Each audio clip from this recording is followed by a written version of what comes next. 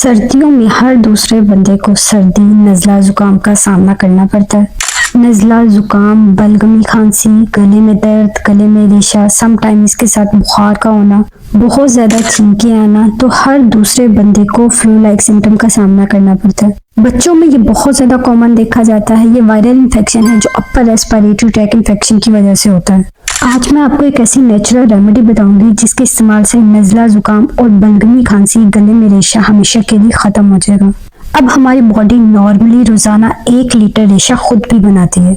ये हमारी बॉडी का एक डिफेंस सिस्टम है, एक प्रोटेक्टिव मैकेनिज्म है जिससे बॉडी बाहर मौजूद बैक्टीरिया या वायरस को अंदर आने से रोक पाती है। ये रेशा म्यूकस इनको ट्रैप कर लेता है। जब कोई डस्ट पार्टिकल हवा के जरिए हमारे अंदर जाती है तो ये म्यूकस उनको भी रोक लेता है। ये सांस की नालियों में मौजूद टिश्यू पे एक लेयर बना लेता है जिसकी वजह से ये नालियां मॉइस्ट और लुब्रिकेटेड रहती हैं और ड्राई नहीं होती और वायरस और बैक्टीरिया को सेल तक पहुंचने से रोकती हैं। यही वजह है कि जब आप बीमार होते हैं या जिस्म में कोई बीमारी जन्म लेती है या बॉडी पे कोई वायरस या बैक्टीरिया अटैक करता है तो इस रेशे की प्रोडक्शन बढ़ जाती है। तो ये आपकी बॉडी का बीमारियों से बचाने के लिए नेचुरल डिफेंस रिस्पॉन्स होता है।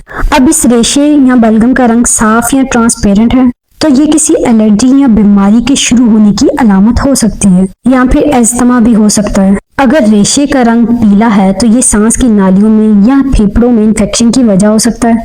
असल में इसका पीला रंग इसमें मौजूद व्हाइट ब्लड सेल की वजह से होता है। और अगर बलगम का रंग सब्ज है तो इसका मतलब ये है कि इन्फेक्शन बहुत ज्यादा सीरियस हो गई है। ये सीवियर इन्फेक्शन की अलामत होती है। अगर डार्क या ब्लैक कलर है तो ये फंगल इन्फेक्शन की अलामत होती है। अगर रेशा ब्राउन या ग्रे कलर का है तो ये खास तौर पे स्मोकर्स में कॉमन होता है। इसकी वजह ज्यादा सिगरेट पीना है। नज़ले जुकाम की एक बहुत बड़ी वजह अगर आपकी बॉडी कॉन्टिन्यूसली डस्ट या एयर पोल्यूटेंट से एक्सपोज हो रही हो। मतलब ये कि अगर आप अपना ज्यादातर वक्त ऐसी जगह पे गुजार रहे हैं जहाँ की इर्द गिर्द की हवा साफ नहीं है तो ये भी इस इन्फेक्शन के होने की वजह हो सकती है। अब यहाँ पे ज्यादातर लोग जो गलती करते हैं वो है ओवर द काउंटर ड्रग्स लेते हैं, सेल्फ मेडिकेशन करते हैं और फिर बाद में परेशान भी होते हैं कि कुछ टाइम के बाद ये दवाइयाँ काम करना छोड़ देती हैं। ऐसा क्यों होता है तो इसकी वजह मैं आज आपको समझाने की कोशिश करती हूँ। अब ये मेडिसिन 2 कैटेगरी की होती है। एक कैटेगरी में वो मेडिसिन आती हैं जो इस बलगम को दबाती हैं और दूसरी कैटेगरी में ऐसी मेडिसिन होती हैं जो इस बलगम को पतला करके जिस्म से बाहर निकालती हैं। तो अगर तो आप इस बलगम को दबा रहे हैं तो इससे आप इस इन्फेक्शन को, रेशे को ज्यादा देर तक अपने जिस्म में रख रहे हैं।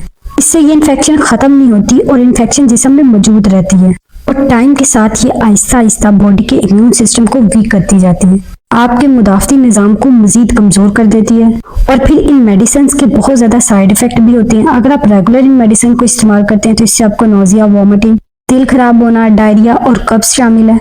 और इनके ज्यादा इस्तेमाल से गुर्दे की पथरी भी हो सकती है, किडनी स्टोन्स। तो इसलिए सेल्फ मेडिकेशन ना करें, खुद से इलाज ना करें, खुद से दवाइयाँ इस्तेमाल ना करें। इसके लिए आज मैं आपके लिए एक बहुत ही नेचुरल रेमेडी शेयर करने लगी हूँ। इसके लिए जो इंग्रेडिएंट हैं वो ऑलरेडी आपके घर में पहले से मौजूद होंगे। ये सारे नेचुरल इंग्रेडिएंट हैं और इनका कोई साइड इफेक्ट भी नहीं है। आप बगैर किसी डर के आसानी से इसको इस्तेमाल कर सकते हैं। असल में ये रेमेडी कॉम्बिनेशन है पानी, प्याज, शहद और नींबू का। प्याज एक नेचुरल म्यूकस थिनर है। इसमें मौजूद इंग्रेडिएंट इन्फ्लेमेशन यानी सोजिश को कम करते हैं। जब सोजिश नहीं होती तो म्यूकस नहीं बनता। प्याज में विटामिन सी होता है और विटामिन सी हमारे इम्यून सिस्टम को स्ट्रॉन्ग करता है, मुदाफ़ती निज़ाम को मजबूत करता है। तो ये बहुत ज़्यादा ज़रूरी है क्योंकि इम्यून सिस्टम ही है जो हमारी बॉडी को बीमारियों से खिलाफ लड़ने में मदद देता है।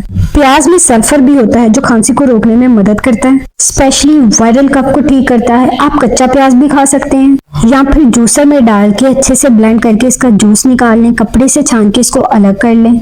इस रेमेडी को बनाने के लिए आपको 1 टेबलस्पून प्याज का जूस चाहिए होगा। दूसरे नंबर पे है शहद। आप खालिश शहद लें।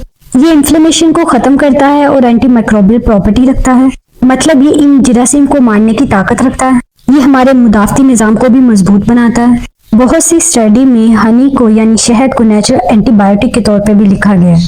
पहले वक्तों में मनुका हनी को इस्तेमाल किया जाता था और फिर जिस्म में अगर कहीं कोई जख्म बन जाता था तो इसे मरहम के तौर पे उस जगह पे लगाया जाता था।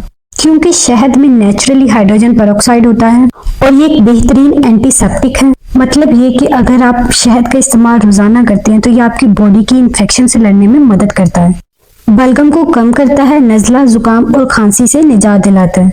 तो शहद का भी आप 1 टेबलस्पून लेंगे। तीसरे नंबर पे इम्पोर्टेंट इंग्रेडिएंट है लेमन जूस।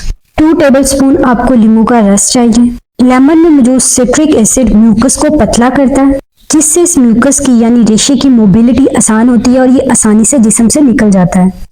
इसमें विटामिन सी भी होता है जो इम्यून सिस्टम को स्ट्रॉन्ग करता है।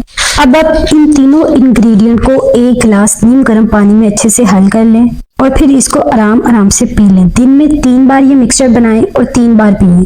इस रेमेडी में आप पिसा हुआ अदरक भी शामिल कर सकते हैं, तो ये एक आपकी बेहतरीन हर्बल टी बन जाएगी। ये सारे कुदरती अज़ात जो शायद पहले से ही आपके घर में मौजूद होंगे। ये हर्बल टी आपके म्यूकस को खत्म करने में और आपके डाइजेस्टिव सिस्टम को रिलैक्स करने में भी मदद करेगी। अगर आपको ड्राई कफ का मसला है यानी खुश खांसी है तो इसके साथ आप कैल्शियम भी ऐड कर लें। तो अगर आपको नज़ला, जुकाम, खांसी या गले में रेशे का मसला है तो आप इस रेमेडी को ज़रूर ट्राई करें और अपने एक्सपीरियंस कमेंट बॉक्स में ज़रूर शेयर करें। मिलते हैं अगले वीडियो में, तब तक अपना ख्याल रखें। अल्लाह हाफिज़।